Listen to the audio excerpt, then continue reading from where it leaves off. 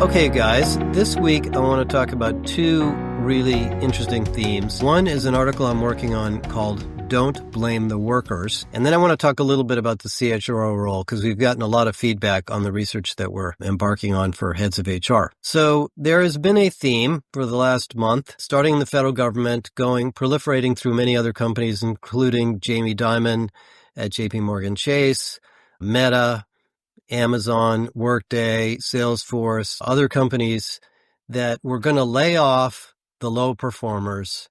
We're going to lay off and eliminate the bureaucracy. There's, too many DEI programs that have allowed us to hire the wrong people. We'll clean house and we'll make the place efficient. For example, the narrative is from Elon Musk is that, he bought Twitter, he eliminated something like 70 to 80% of the employees, and now it's profitable, which I believe may be true. So all over the world, we're sort of seeing this CEO philosophy that the best way to improve productivity is to get rid of all these low-performing frontline workers and replace them with AI. Because 85 to 90% of CEOs believe AI is going to radically transform their business. And hurry up, let's get rid of these guys that are in the way. Well, it's not that simple. I mean, it sounds good. And of course, in the federal government, it's always a good talking point to eliminate bureaucracy. But let's talk for a few minutes about what bureaucracy is. And what is a bureaucrat? The way companies and organizations and sports teams and any grouping of people work is that we have collections of human beings who join an organization because they like the mission, they like the role, they like the job, and they feel that they can fulfill their dream of accomplishing something on behalf of the organization that benefits their personal life. And I believe, from my work experience of almost 70 years, maybe not 70 years of work, but I did start working on my paperwork in my early days, my paper route, that 99% of people work this way. That they don't go to work just to make a paycheck and just goof off. A few people do, but it's very rare. And as we build these teams and organizations, it is the leaders who decide who to hire, when to hire, how many managers to create, and what kind of organization to build, not the individuals at the front line.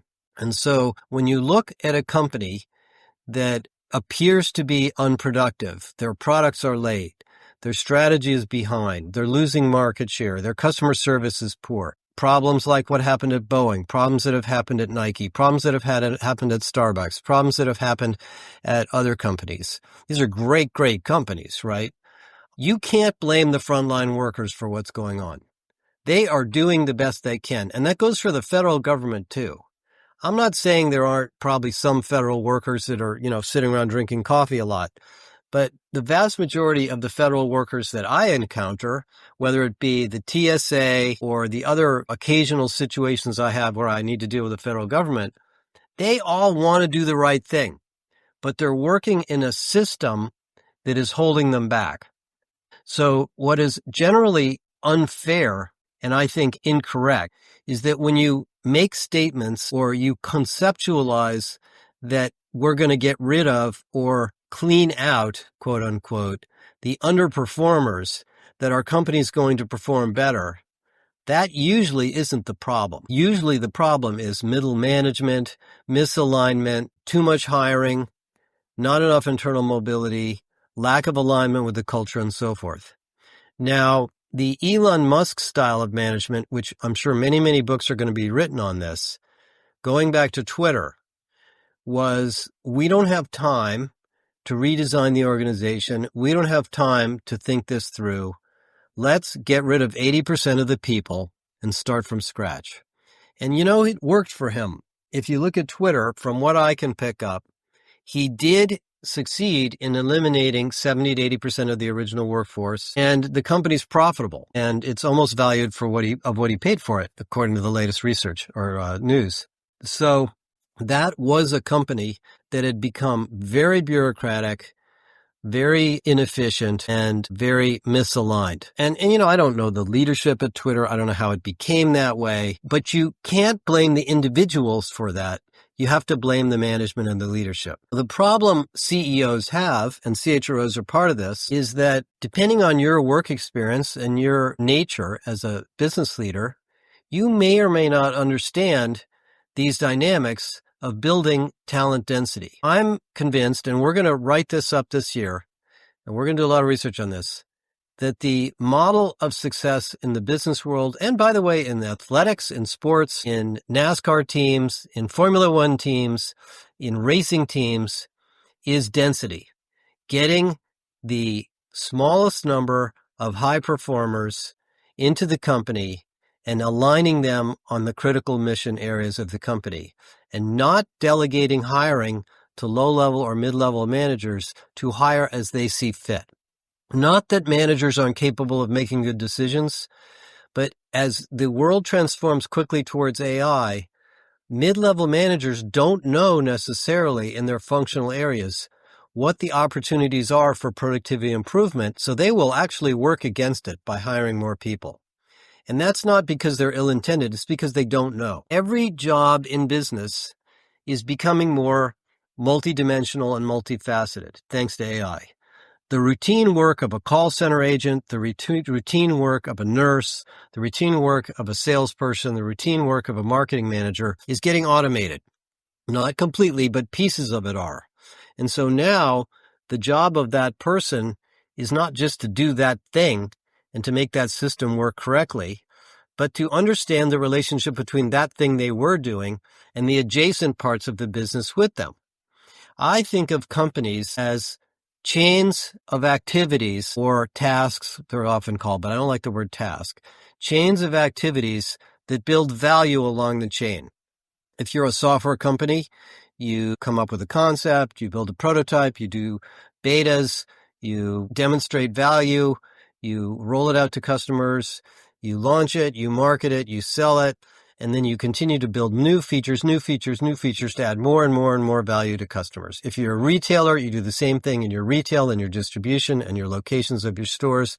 If you're an energy company, you do the same thing in energy. This is what companies are. Companies are value creation organizations. Sports teams are the same way.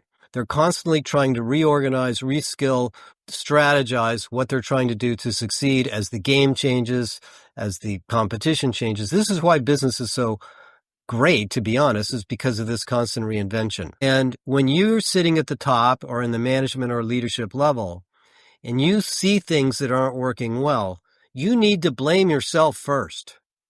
Don't blame the individuals at the bottom. They just came along for a ride thinking you were going to give them something important to do, and they signed up for that. And when we demonize or insult or lay off the people at the bottom, we really create the wrong kind of culture. You know, I think if I listened to Jamie Dimon's call a couple of times, and what he was basically saying, as I heard it, is not that a bunch of people are goofing off, but that the remote work culture at JP Morgan Chase has a lot of backbiting and gossiping going on. I don't know, if that's true or not, but if it is, that's his problem. That's not their problem. I mean, and he's trying to address it as a very, very senior executive. So we as HR leaders have to get into this sort of operational mess and help make sure that this doesn't happen, that leaders are aware of these issues, that we can flatten the organization, that we can simplify the management structure, that we can build more cross-functional teams and enable these new AI tools to come in and automate these multifunctional processes. Now, I don't know what Elon Musk and Donald Trump and all those guys are going to do in Washington. I think they're using the shock and awe model at the moment of let's just shock the system and try to jolt it into some level of more accountability. So we'll all be a part of that process as it rolls out over the next couple of years. But in a company, you have control over this. You don't have to hire so many people. You don't have to hire so many managers. When you realize that you have a bunch of people in jobs that are no longer needed, you can make a decision whether you want to redeploy or reskill them. You don't have to lay them off if you don't want to. The damaging effect of a layoff is very high on the morale, on the alignment, on the sense of security, on the skills. You lose valuable skills. And, sometimes it may be necessary, but I would prefer to see CNBC interviews with CEOs where they say, I take responsibility for what happened. I allowed us to overhire. I allowed us to become more bureaucratic. I allowed us to create too many levels of management, and I'm going to clean it up as the CEO. Now, I'm not saying CEOs have to be experts in org design, but we're all going to have to get expert in org design because we're all going through org redesign around AI. I don't care if you think org design is some geeky book that you read in, maybe in business school. This is what we're doing in companies today. And if you look at the 4-stage AI evolution model we created, which is turning out to be very, very useful, and we're going to do more on it, you're all going to be thinking very hard about not just assistance and automation of current jobs, but about creating hybrid jobs where multifunctional teams can work more effectively together. When I look at all the companies that I've worked in and all the business research I've done, and I think about how companies are set up, we have a lot of ancient artifacts to get rid of. This whole idea of a job family within a functional area has to be simplified.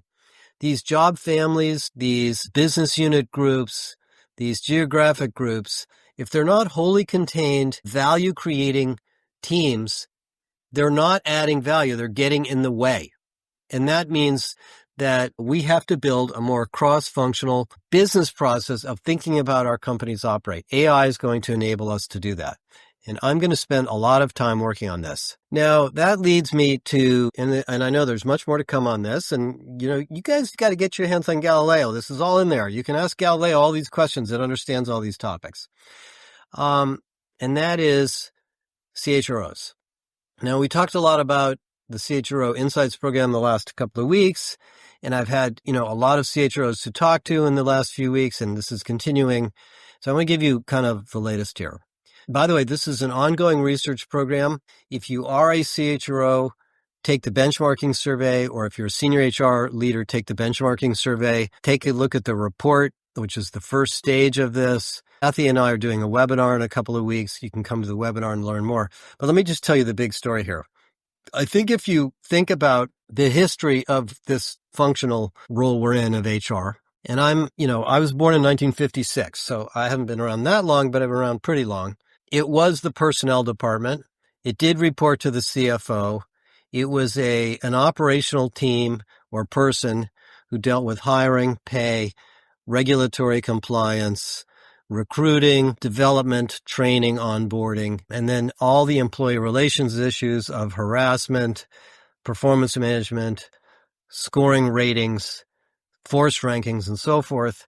And then in the 1960s and 1970s, HR was tasked with corporate universities, leadership development, succession management, and much more focus on the leadership team. And I think the HR function kind of moved out of the finance function somewhere in the 1950s and 60s. Jack Welch pioneered the importance of HR when he was doing a lot of mergers and acquisitions. And the focus became more as a business partner and less as a back office operations function.